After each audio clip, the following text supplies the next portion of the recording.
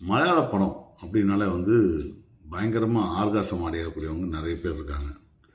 அது உண்மையாகவே சில படங்கள் அப்படி ஆர்காசம் அடையக்கூடிய படங்களாகவும் இருக்குது.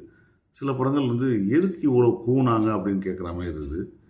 இதில் பெரும்பாலும் பார்த்தீங்கன்னா ஓடிடியில் வந்ததுக்கப்புறம் சில படங்களுக்கு பயங்கரமாக சோஷியல் மீடியாவில் பேசிகிட்டு இருப்பாங்க. ஆனால் அந்த படங்கள்லாம் பெரிய அளவுக்கு தியேட்டர்களில் கேரளாலே ஓடாத படங்களாக இருக்கும். பட் ஓடிடியில் நல்ல பேர் வாங்கும், நல்ல வசூலை கூட பெறும் இந்த ஓடிடியில். ஸோ அப்படியான ஒரு படமாக இருக்க போதோ அப்படின்னு சொல்லி யோசனையில் தான் நான் படம் தேட்டரில் பார்க்காம இருந்தேன். கிஷ்கிந்தா காண்டம் படத்தை எடுத்த டீம் தான் இந்த படத்தை எடுத்திருக்காங்க. இந்த படத்தை பேர் ஈகோ.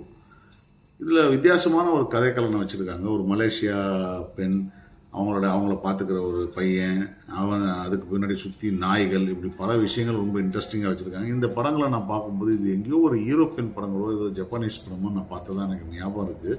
அதோட இன்ஸ்பிரேஷனில் கூட இருக்கலாம், தவறு கிடையாது.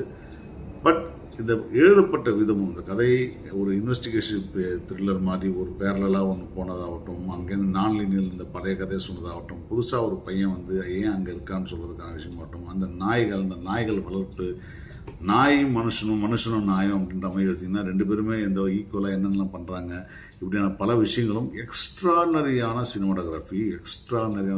ஒரு சினிமாட்டோகிராஃபியும் கதை சொல்லல் முறையும், திரைக்கதையில் சொல்லும் முறையும் உங்களுக்கு ஒரு ஸ்லோ பனாக இருந்தாலும் ரொம்ப நல்லாயிருக்கும், நல்லா ஃபீல் ஆகுதுன்னு சொன்னீங்கன்னா இந்த படத்தை நான் சொல்லுவேன். ஏன்னா அந்த அளவுக்கு டெக்னிக்கலி ப்ரில்லியன்ட் ஃபிலிம் இந்த படம். அந்த ப்ரில்லியன்சி தான் இந்த படத்தோட மிகப்பெரிய ப்ளஸ்ஸு. அது ஓவர் பில்லியன்ஸாக இருக்கிறதுனால சில பேருக்கு ஸ்லோ பானாக தெரியும். அதே போல் மலையாள படம்னா இந்த மாதிரி ஸ்லோ பான்லாம் அப்படி தான் இருக்கும்னு சொல்லிட்டு ஃபயர் விடுறவங்களுக்கு ஒரு பிரச்சனையும் கிடையாது. கண்டிப்பாக இந்த படம் பிடிக்கும். இது பிடிக்காதவங்க கூட இருப்பாங்க, என்னடா இந்த கடைசி ட்விஸ்ட்டு வச்சுக்கிட்டே தான் இவ்வளோ நேரம் பண்ணாங்களா அப்படின்னா, அந்த படத்தை நீங்கள் ஃபுல்லாக ஃபாலோ பண்ணி பார்த்தா மட்டுமே தான் உங்களுக்கு இது புரியும், இல்லாட்டா புரியாது நிச்சயமாக.